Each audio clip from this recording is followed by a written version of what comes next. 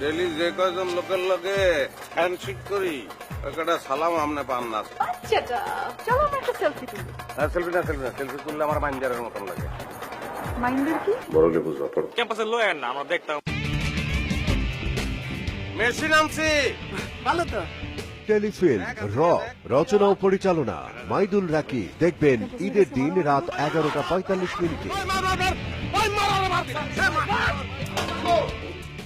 এ সইলা মুই রান মুড়া কি যাই আমি রাজনীতি করি না।